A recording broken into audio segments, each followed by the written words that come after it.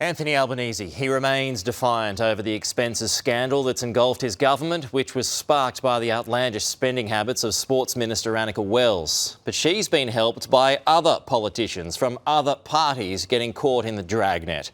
Joining us live this morning is the National Senate Leader Bridget McKenzie and the Independent MP Zali Steggall. Good morning to you both. And Bridget, I'll start here with you first on this one because you're no stranger to this kind of attention with the old sports rorts affair, albeit a different topic. Do you have sympathy for the current Sports Minister, Anika Wells, then? Not at all, Pete. Lovely to be with you. We've got a Prime Minister running a protection racket for Anika Wells as she is under investigation for the lavish $190,000 trip to New York to spruik a policy that's not even implemented, and we're seeing challenges with that policy being run out as we speak. And the reason why the Prime Minister is running this protection racket for Anika Wells is because he signed off on that trip. The Prime Minister signed off on the $100,000 airfares to get Anika Wells to New York for that trip. So he's essentially protecting Anika because he has to protect himself as the decision maker. She's under investigation, and she should do the right thing and step aside while this investigation is taking place, because at the same time she's checking her travel records, we're trying to roll out the social media ban. So she should be focused on rolling out this policy and getting it right, not rifling through her travel records, as seems to be the case. But as somebody who has been in her role before, I mean, you've got to go to events and you have to spend taxpayer money. What's the difference? I mean, you've got to go to these events, do you not? Absolutely. As Zali knows, like, our work, particularly as ministers and shadow ministers, is varied. Some events are more enjoyable than others. I do love my logistics supply chain conferences and my meetings with the truckies right around the country in my role as Shadow Minister for Infrastructure, Transport and Regional Development. But you also are the person in charge of overseeing building of stadiums and sporting complexes and the like. And those stakeholders also want to meet you. I'm also blessed, obviously, as the Victorian Senator. Melbourne, sorry, Pete, is the sporting capital of the country. And so in that role, a lot of Victorian MPs are invited to things like the Australian Open, like the Spring Racing Carnival, because we are community leaders. Okay. I'm not getting invited because I'm a great conversationalist or I have an amazing personality. I'm only getting invited to these things in my work capacity. So what's your biggest issue with the Anika Wells stuff? Is it the New York flight or is it other things? Well, I think what you've got with this minister is that was an incredibly lavish spend, to spend 6.5 minutes on stage for the United Nations in the middle of the 000 crisis happening here at home. So I think there is an issue around character when it comes to making the call to travel in that moment. And there is also an issue that is under investigation around the quantum of spending for that trip for her and her staff. Okay. Now, the broader travel issue is being investigated by IPIA.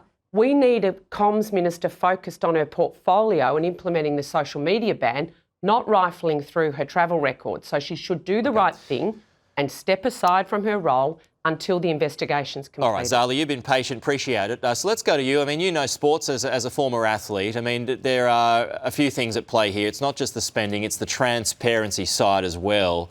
But a few things, I mean, everyone acknowledges that you guys have got to get out and meet the people and go to events, etc. But a few things have really rubbed people up the wrong way. It's having the Comcar wait for 7 hours. It's the flights that Bridget's talking about there. Also elsewhere, lobbyists being flown in and out of Canberra. There's a stench on this. Does it need to be cleaned up in your view?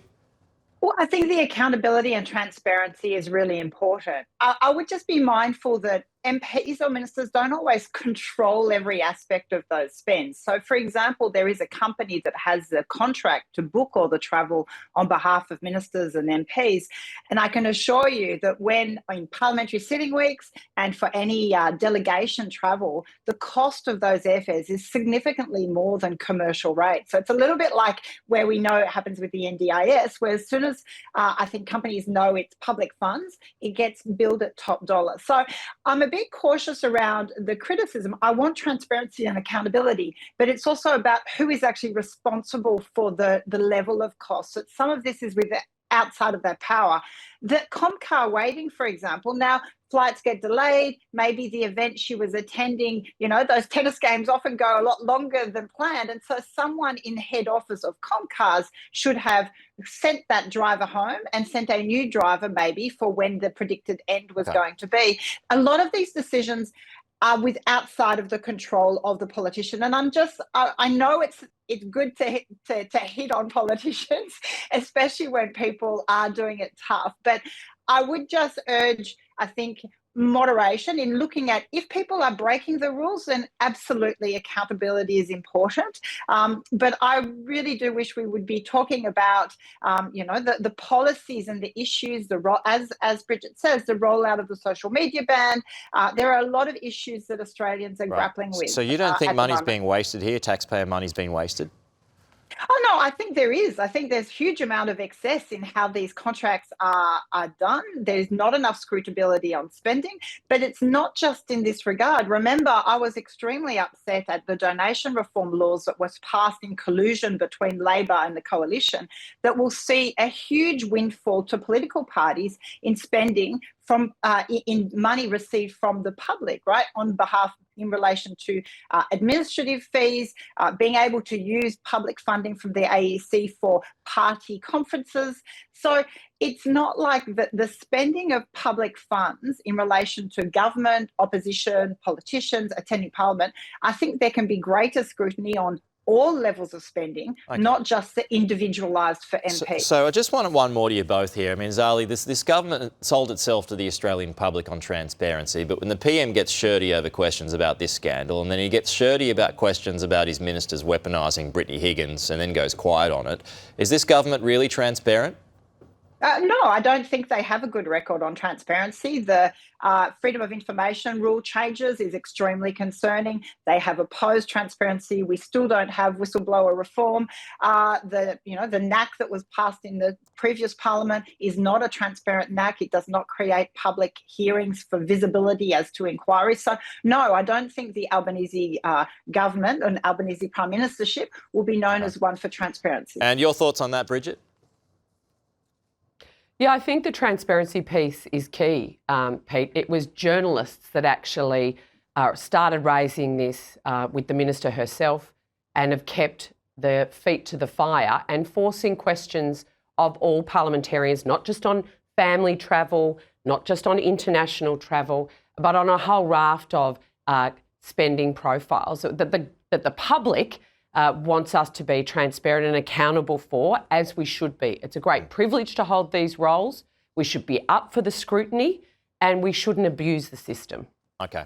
Bridget, Zali, it's good to have you with us on this Friday morning. If I don't see you before the end of the year, Merry Christmas, Happy New Year, and we'll talk to you soon. Look forward to it. Appreciate you always coming on the program.